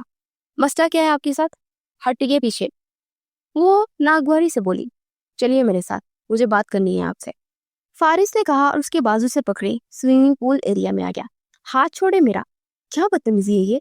سوئمنگ پول کے پاس آتے اسے ایک جھٹکے سے اپنا ہاتھ چھڑاتے غصے سے کہا بدتمیزی نہیں ہے، وہ یہ ہے جو تم کر رہی ہو۔ ایسے کیسے کر سکتی ہو؟ اپنے سے دگنی عمر کے انسان سے شادی کر رہی ہو، حد ہوتی ہے یار کسی چیز کی۔ وہ تلک لہجے میں بولا یہ آپ کا میٹر نہیں ہے، آپ اپنے کام سے کام رکھیے۔ میں اپنی زندگی آباد کروں یا برباد کروں اس بات سے آپ کو کوئی مطلب نہیں ہونا چاہیے، اور میرے لیے کوئی رشتوں کی لائن نہیں لگی کہ میں ان میں سے کوئی اپنی پسند کا چن لوں۔ جو میرے لیے رشتہ برسوں کے بعد آیا ہے میں نے اسی کو قبول کر لیا ہے، کیونکہ اس گھر میں مزید نہیں رہ سکتی۔ وہ تلخ لہجے میں بولی تھی تمہیں اس گھر سے نکلنا ہے نا تو میں نکال سکتا ہوں، تم مجھ سے شادی کر لو۔ وہ ایک دم سے بولا تو اس نے بے یقینی سے اسے دیکھا۔ کیوں؟ آپ سے شادی کیوں کر لوں؟ وہ سینے پر بازو لپیٹے تلخ لہجے میں بولی پیار محبت والا تو کوئی معاملہ نہیں ہے، لیکن تم میری بہن کے لیے اتنا سوچ رہی ہو تو میں تمہارے لیے اتنا تو کر سکتا ہوں نا۔ بعد میں اگر تمہیں کوئی لڑکا پسند آ جائے تو میں کبھی تمہیں منع نہیں کروں گا۔ ایک کام کرتے ہیں، ہم کانٹریکٹ میرج کر لیتے ہیں، اس طرح تم اس گھر میں پھر سے نکل آؤ گی اور شہریار بھی تمہیں دوبارہ تنگ نہیں کرے گا، فیاض سے بھی تمہاری جان چھوٹ جائے گی۔ وہ اسے دیکھتے ہوئے بولا کیوں کر رہے ہیں آپ مجھ پر یہ احسان؟ وریشا نے تیکھے لہجے میں پوچھا کیونکہ تم ایک اچھی لڑکی ہو اور میں اچھی لڑکیوں کو برباد ہوتے نہیں دیکھ سکتا، اور مجھے لگتا ہے کہ مجھے تمہاری مدد کرنی چاہیے، تو بس وہی کر رہا ہوں، فارس نے کہا اور سنجیدگی بڑے میں لہجے میں کہا تو وہ چپ ہو گئے۔ کس سوچ میں گم ہو گئی ہو بتائیے؟ میں آج ہی رات رشتہ بھیجنے کو تیار ہوں، لیکن بس آپ چاہ کر ابھی اور اسی وقت جہاں پر آپ کا رشتہ طے ہونے والا ہے وہاں نہ کرتے، فوراً انکار کریں۔ اپنی زندگی یوں ویسٹ مت کیجیے وریشا۔ ایک شخص اگر بے وفا ہے تو اس کی سزا خود کو کیوں دے رہی ہیں؟ آپ اس گھر میں پوری آزاد ہوں گی، میں آپ کے ساتھ اپنے تعلق کو مزید آگے نہیں بڑھاؤں گا۔ وہ بولتا جا رہا تھا اور وہ خود بھی اپنے بولنے پر حیران ہو رہا تھا۔ کیوں اتنا اس لڑکی کے لیے کیوں کر رہا ہے؟ میں سوچ کر جواب دوں گی، اس نے کہا، پھر وہاں سے نکلتی چلے گی۔ رات کو وہ مضطرب سے اس کے میسج کا منتظر رہا، مگر اس کی طرف سے کوئی جواب نہ آیا۔ اس کا اضطراب بڑھتا جا رہا تھا۔ پھر اگلے دن صبح اس کا میسج آ گیا کہ اس کا رشتہ بیچ سکتا ہے۔ اس کا میسج پڑھ کر وہ دھیما سا مسکرا دیا۔ اس کی باتوں پر رات پر غور کرتی رہی تھی۔ اسے شہریار سے بچنے کے لیے فیاض سے شادی کے لیے ہاں کہا تھا، تو اگر وہ کسی بہتر انسان کو چن لے جو کہ اس کی شہریت سے حفاظت بھی کر سکتا ہے تو یہ تو سب سے بہتر چیز تھی۔ لیکن وہ ایک جھجک کا شکار تھی کہ اسے ہاں بولے کہ نہ۔ وہ صبح اپنے کام نپٹا کر باہر نکلی تو شہریار نے آگے ہوتے اس کا راستہ روک دیا۔ تمہیں اگر لگتا ہے کہ تم فیاض کے سنگ یہاں سے رخصت ہو جاؤ گے تو ایسا ناممکن ہے، کیونکہ میں ایسا ہونے نہیں دوں گا۔ تمہارے اور اپنے عشق کی داستان سنا دوں گا فیاض کو۔ شہریار کی بات پر وہ غصے سے بل کھاتی ہوئی اس کی طرف مڑی اور ایک زوردار تھپڑ اس کے چہرے پر دے مارا۔ اس سے بہتر جواب تمہارے لیے کچھ نہیں ہو سکتا تھا۔ اور ہاں، میں فیاض کے لیے ویسے بھی نہ ہی بولنے والی ہوں، تمہیں اتنی فکر کرنے کی ضرورت نہیں ہے، اور مجھے پتا ہے تمہارے مقابل مجھے کس شخص کو لانا چاہیے جس سے تم ڈرو گی۔ اس کی آنکھوں میں آنکھیں ڈال کر بولی۔ تو چہرے پر ہاتھ رکھے حیرانگی سے اسے دیکھنے لگا۔ تم مجھے کتنی بار تھپڑ مار لو، میں اس بات کا برا نہیں مناؤں گا، میرے لیے یہی خوشی کافی ہے کہ تم نے اس کے لیے نہ بول دیا، شہریار نے کہا، اور پھر مسکراتا ہوا آگے بڑھ گیا۔ افسوس ہے تم پر شہریار، اب تمہارے ساتھ جو ہونے والا ہے نا، وہ تمہیں خود بھی نہیں پتا۔ وہ تلخ مسکراہٹ سے بولی، اور فیاض کے لیے نہ بولنے پر سب نے اسے لان تان کی تھی۔ ثانیہ نے تو اسے بوجھ اور مصیبت تک کہہ دیا، باقی سب بھی اس کی ہاں میں ہاں ملا رہے تھے، اور شہریار تو ایسے انجان بن کر بیٹھا تھا جیسے کچھ ہوا ہی نہ ہو۔ اسے اس شخص سے مزید نفرت ہوئی تھی جو اسے پانے کی خواہش رکھتا تھا۔ لوگ اسے تانے مار رہے تھے اور وہ ان میں سے کسی کو جواب نہیں دے پا رہا تھا۔ پھر شام کو سب کی خوشیاں ملیا میٹ ہو گئی جب یاسمین بیگ اپنے اکلوتے اور خوبصورت بیٹے کا رشتہ اس کے لیے لے کر آئی۔ بہن جی، میں نے سوچا تو تھا کہ چلو میں اپنی بیٹی کو آپ کو دوں گی تو وٹے سٹے پر ہو جائے گا، ہمارا رشتہ مزید مضبوط ہوگا، مگر آپ نے چنا بھی تو کس کو جو کہ آپ کے گھر میں کام کرتی رہی ہے؟ ثانیہ نے اسے قہر آلود نگاہوں سے دیکھتے ہوئے کہا، اور اسے تو شہریار کے تاثرات بڑے مزے کے لگ رہے تھے جو کہ فقط چہرے سے بیٹھا ہوا تھا۔ وہ نوکرانی نہیں تھی، ہمارے گھر کی فرد کی طرح تھی۔ پتا ہے، میری تو دل سے پہلے ہی خواہش تھی کہ میری بہو ایسی ہی ہو، اور میرے بیٹے نے دیکھی اور اسے چن کر میری خواہش کو پورا کر دیا۔ یہ تو ہماری خوش نصیبی ہے کہ یہ ہماری بہو بنے گی، ہمارا تو گھر خوشیوں سے مہک اٹھے گا۔ یاسمین بیگ بولتی جا رہی تھی۔ اس کے ماموں جو کہ اس کے مخلص تھے تو انہوں نے فوراً ہی ہاں بول دی، جو آج تک کبھی ثانیہ کے آگے منمنا کر رہ جاتے تھے۔ ان کی جرت پر ثانیہ نے بے چینی سے پہلو بدلا۔ ان کی شادی کی ڈیٹ ادھر ہی بیٹھے بیٹھے رکھ دی گئی۔ بس 3 فنکشن ہی تھے، مہندی بڑی دھوم دھام سے ہو چکی تھی۔ اب پارلر والی سے مہندی لگا رہی تھی کہ جب شہریار اس کے پاس آیا۔ پلیز انکار کر دو، سب سے میرا دل کر رہا ہے تمہیں کسی اور کا ہوتا ہوا دیکھ کر۔ وہ مضطرب سا بولا، بس ختم ہوگی ساری بہادری، اس رشتے کو تروا کر دکھا دیجیے اگر حوصلہ ہے تو، کیونکہ آپ کو پتا ہے کہ اگر آپ نے اس رشتے کو تروانے کی کوشش کی تو آپ کے ہاتھ سے وہ سب آسائشات نکل جائیں گی جن کے آپ عادی ہو چکے ہیں۔ وہ انتہائی کڑوے لہجے میں بولی تو لب بھینچ کر نگاہیں چرا گیا۔ پھر سے پہلے کی اٹھتا اس کے موبائل پر رنگ ہونے لگی۔ دوسری طرف سویرا تھی، اس نے کال اٹھائی، ارے پلیز میرے بھائی کو ان کی دلہنیاں دکھا دیجیے، اتنی اداس بیٹھی ہوئی ہے۔ سویرا نے ہنستے ہوئے کہا تو شہریار نے موبائل کا رخ اس کی طرف کر دیا جو کہ ٹیک لگائے بیٹھی ہوئی تھی۔ ایک دم سے چونک گیا، ارے شہریار، آپ پلیز دونوں میاں بیوی ہمیں اکیلا چھوڑ سکتے ہیں تاکہ ہم بھی کچھ بات چیت کر لیں۔ وہ ہلکا سا مسکرا کر بولا تو شہریار وہاں سے چلا گیا۔ توبہ، اتنا اتاولا ہو رہا ہے میرا بھائی۔ سویرا نے ہنستے ہوئے اس کے بال بکھیرے اور باہر کی جانب بڑھ گئی۔ شہریار، تمہارے پاس کیا کر رہا تھا؟ فارس نے اسپاٹ لہجے میں پوچھا تو اسے حیرانی سے دیکھا۔ ہم لوگ ایک ہی گھر میں رہتے ہیں اور ہمارا آمنا سامنا تو ہوتا ہی رہے گا نا جب تک میں یہاں ہوں، اور میں نے اسے انویٹیشن دے کر نہیں بلایا تھا۔ وہ تلخ لہجے میں بولی، ایسے کیسے؟ تم اپنے کمرے میں کسی کو بھی آنے دے سکتے ہو، تم لاک بھی تو لگا سکتی تھی نا۔ فارس نے چپتے ہوئے لہجے میں کہا، شک کر رہے ہیں آپ مجھ پر، اور مجھے ایسے مرد بالکل پسند نہیں جو مجھ پر اس طرح شک کرے۔ وہ غصے سے بولی تھی، تم کچھ بھی کرو مجھے فرق نہیں پڑتا، بس تم شہریار سے دور ہو، مجھے پسند نہیں اس شخص کا تمہارے پاس آنا، عجیب مجھے جھنجھلاہٹ ہوتی ہے، خوف محسوس ہوتا ہے مجھے۔ فارس تلخ لہجے میں بولا، مجھے ایک دن لگا کہ شاید آپ ایک اچھی انسان ہیں جب آپ نے مجھے پرپوز کیا تھا، مگر آج آپ نے حقیقت بتا دی کہ آپ نے کس وجہ سے مجھ سے شادی کی، کیونکہ آپ کو ڈر تھا کہ اگر آپ میں فیاض کی زندگی میں رہی تو پھر شہریار مجھے پانے کے لیے کچھ نہ کچھ کرے گا، اسی لیے آپ نے یہ کھیل کھیلا نا۔ وہ تلخ لہجے میں بولی، بالکل ٹھیک سمجھی، کافی ذہین ہو، مجھے ایسا ہی لگا تھا۔ وہ انتہائی غصے سے بولا اور پھر وہ کال کاٹ دی۔ نہ جانے کیوں اسے آج بے اختیار رو دی تھی۔ پھر وہ اٹھی اور بے دردی سے اپنے ہاتھوں سے مہندی اتارنے لگی، اور پھر گمسم سی کھڑی کھڑکی کے پاس آ کر باہر دیکھنے لگی، اور ذہن گزرے ماؤ سال میں کھو گیا۔ وہ محض 7 سال کی تھی جب اس کے بابا ایک دوسری عورت کو بیاہ کر لے آئے تھے کیونکہ انہیں بیٹا چاہیے تھا۔ اس کی ماں جیسے اس دن ٹوٹ سی گئی اور رات بھر اس کی ماں روتی رہی۔ پھر کچھ دن گزرے تو اس کی بابا کی دوسری بیوی کو ان کا وجود کھٹکنے لگا، اور جیسے ایک بیٹے کی ماں بنی تو اس کے باپ نے اسے پورے گاؤں کو جشن پہ بلایا، اور پھر وہ رات کو اپنی بیوی کی فرمائش کر اس کی بے ضرر ماں کو طلاق دے کر گھر سے نکال گیا۔ ان کی فرمائش اب مزید شروع ہو چکی تھی۔ ممی ماموں کے گھر تو آ گئی، مگر مامی اس کے ساتھ اچھا سلوک نہیں کرتی تھی۔ وقت گزرتا چلا گیا۔ شہریار کے علاوہ اس کی کسی سے دوستی نہ تھی۔ شہریار ہر وقت اس کے آگے پیچھے رہتا تھا۔ پھر جب وہ 19 سال کی ہوئی تو شہریار کے ضد سے مجبور ہو کر مامی نے اس کا رشتہ مانگ لیا، مگر وہ اس بات سے بہت ناخوش تھی۔ لیکن وریشا جو اس بات کی کوئی فکر میں نہیں تھی، کیونکہ شہریار اسے حسین خواب دکھاتا تھا کہ اسے گھر سے لے جائے گا، اور اس کی باتوں پر جیسے کھوسی جاتی تھی۔ اور پھر وہ باہر جانے کی کوشش کرنے لگا، اور جانے سے پہلے اس نے اس سے نکاح کرنے کا ارادہ کیا۔ پھر جس دن نکاح تھا وہ منگنی توڑ کر چلا گیا، اور اس نے کہا کہ وہ گرین کارڈ کے لیے کسی سے شادی کر چکا ہے۔ اس کی ماں تو اس کے بعد چپ سی ہو گئی، اور ایک ماہ کے اندر اندر ان کی وفات ہو گئی۔ پھر جیسے وہ پتھر کی بنتی چلی گئی۔ اسے ہمیشہ ایک کلک رہا تھا کہ ایک داغدار عشق ہوا جس میں بے وفائی کا سراغ تھا، اور وہ عشق اس سے اس کی ماں تک کو چھین گیا۔ مگر اس کی ماں کہا کرتی تھی کہ اس سے کوئی بے عیب عشق کرے گا، ایسا عشق جس میں نہ کسی قسم کا مفاد کا پیوند ہوگا اور نہ ہی بے وفائی کا سراغ۔ مگر وہ جانتی تھی کہ اس کا نصیب اتنا اچھا نہیں کہ ایسی خوشیاں مل سکے۔ اس کی ساری زندگی شاید یوں ہی تکلیف درد میں گزرنے والی تھی، اور ان چند دنوں میں فارس بیگ کے متعلق وہ سوچنے لگی تھی، اور اسے لگا تھا کہ وہ شخص بہت اچھا ہے جو کہ بنا کسی مفاد کے اس کی مدد کر رہا ہے۔ مگر آج اس نے بھی اپنا مفاد بتا دیا تھا کہ اپنی بہن کی خاطر یہ سب کر رہا ہے تاکہ اس کی بہن کی زندگی نہ خراب ہو سکے، جس نے جب ضرورت پڑی اسے صرف استعمال ہی کیا تھا، اور آج تک یہی سب ہوتا رہا تھا۔ مگر وہ اب اس سب سے جیسے اکتا سی گئی تھی۔ اس کا دل چاہ رہا تھا کہ وہ خود کو ہی ختم کر لے، مگر وہ ایسا کر کے اپنی آخرت کو تباہ نہیں کر سکتی تھی۔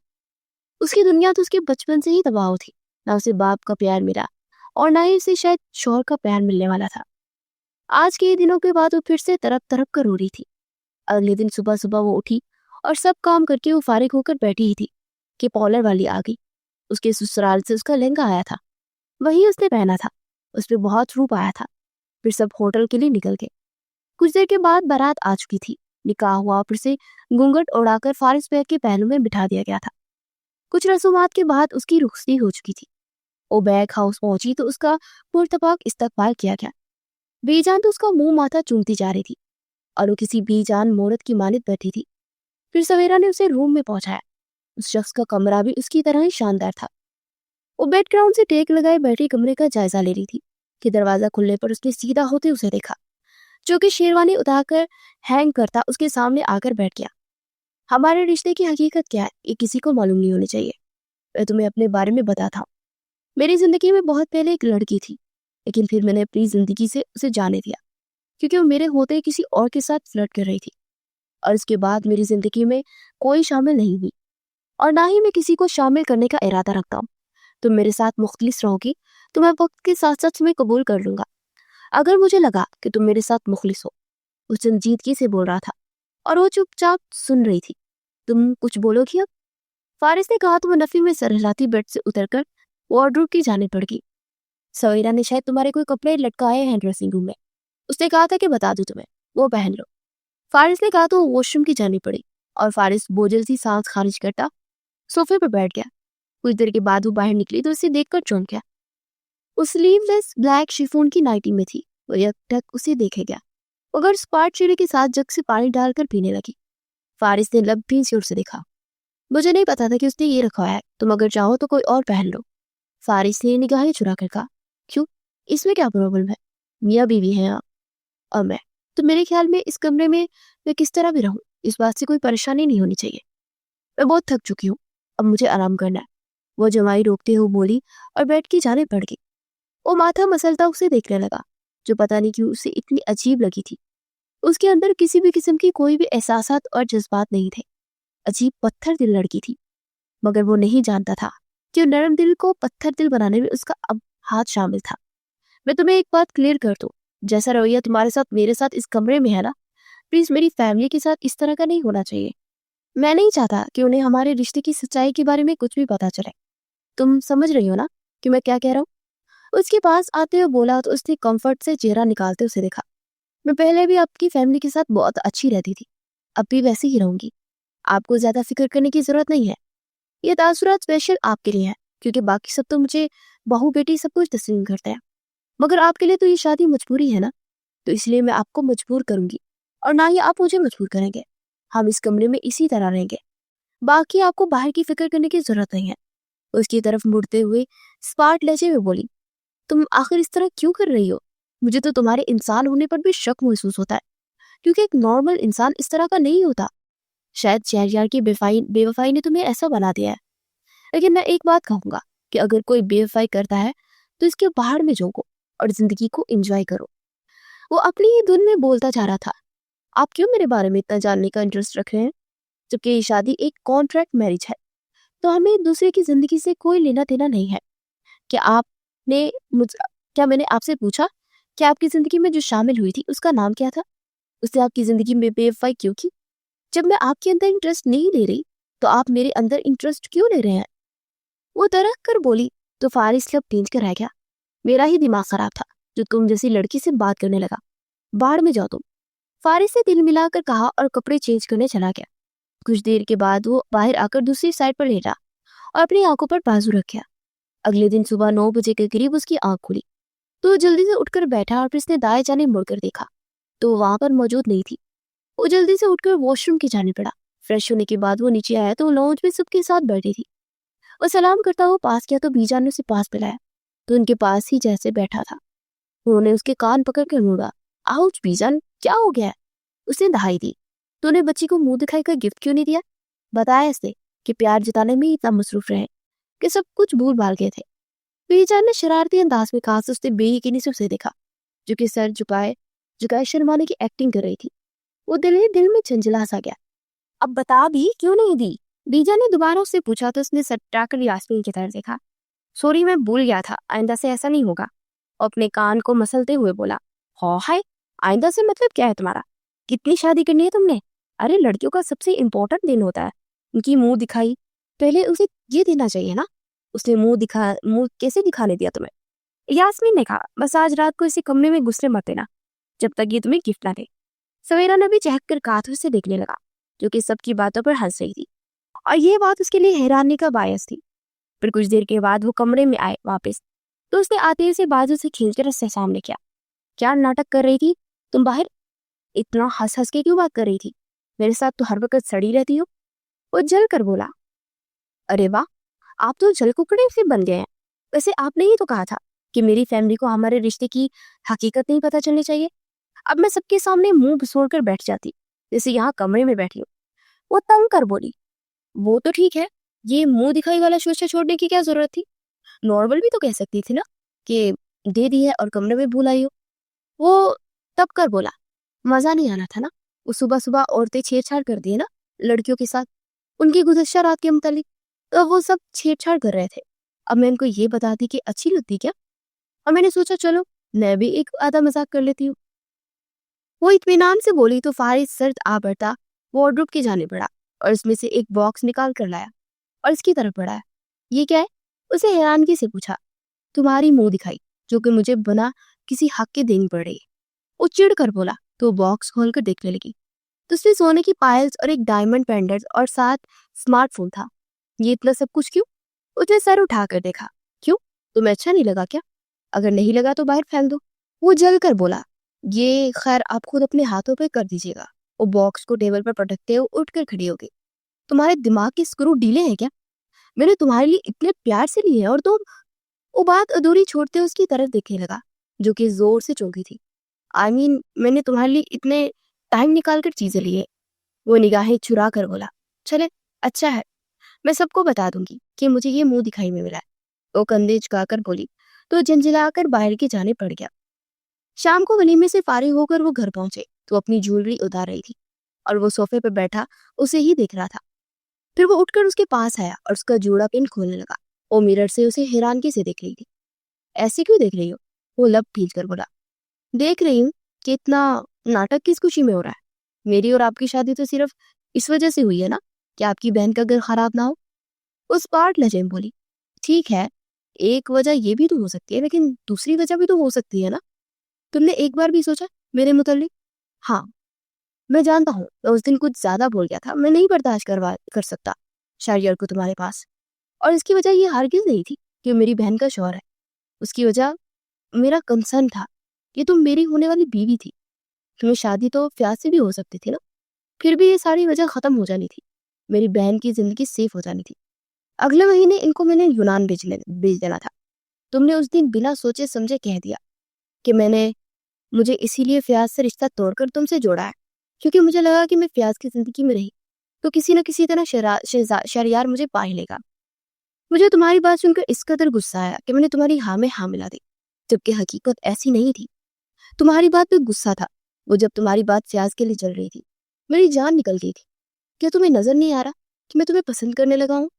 اس کی کندھوں پہ دبوچے ہوئے بولتا جا رہا تھا اور وہ حیرت سے منہ کھولے اسے دیکھ رہی تھی۔ وہ مذاق بنا رہے ہیں نا میرا؟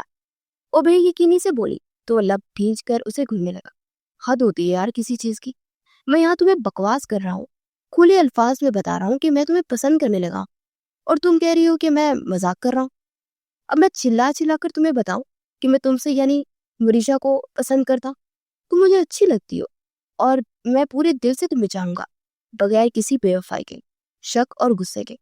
وہ اپنے بازو میں بھرتے ہوئے بولا تو ساکت جامد سی اسے دیکھے گی، پھر اس کے سینے میں سر رکھے تڑپ تڑپ کر رو دی۔ اسے باہوں میں اٹھا کر بیڈ پر لے آیا اور دونوں نے اس دن ڈھیروں باتیں کی۔ وہ اپنا ہر غم بتاتے رو پڑی تھی اور وہ اسے سمیٹتا رہا تھا۔ پھر سو یوں ہی رات پر باہوں میں بڑے رہا اور ایک پل کے لیے بھی اسے خود سے دور نہیں کیا تھا۔ اگلی صبح وہ بہت روشن تھی، گیلے بالوں کو جٹکتی وہ میرر کے سامنے کھڑی تھی اور وہ کوہنی کے بل سیدھا ہوتا اسے دیکھنے لگا۔ پھر وہ مسکراتے ہوئے اٹھ کر اس کے قریب آیا اور اس کو باہوں میں بھر لیا۔ کل تک تمہیں میں صرف اپنی پسند سمجھ رہا تھا، مگر مجھے اب معلوم ہوا کہ تم صرف میری پسند نہیں ہو، میرے عشق میں جنون بننے والی ہو۔ وہ اسے میرر میں سے دیکھتے ہوئے بولا تو اس کی پلکیں لرزنے لگی تھی۔ وہ اس کا رخ اپنی جانب موڑتے اس کی تھوڑی سی سر اونچا کرتے اسے دیکھنے لگا۔ آئی لو یو میری جان، اسے خود میں بھی کر بولا۔ کیا تم نہیں بولو گی کچھ؟ اس کی آنکھوں میں دیکھتے ہوئے بولا، فی الحال نہیں بولنا چاہتی، میں نہیں کہوں گی کہ مجھے آپ سے عشق ہو گیا یا محبت ہو گئی، لیکن ہاں کل رات سے آپ کا ساتھ بہت اچھا لگ رہا ہے اور مجھے یقین ہے کہ ان قریب مجھے آپ سے بے عیب عشق ہوگا، جس میں نہ کوئی خوبگرتی کا لیبل ہوگا اور نہ ہی مفاد کا پیوند لگا ہوگا۔ ہر چیز سے بے عیب عشق ہوگا، وہ بھی صرف آپ سے۔ اس کی ٹھوڑی کو پکڑے ہلکا سا مسکرا کر بولی۔ وہ سرشار سا ہو کر اسے خود میں بھیج گیا اور اس کے سر پر ٹھوڑی ٹکائے اپنی آنکھیں مول گیا۔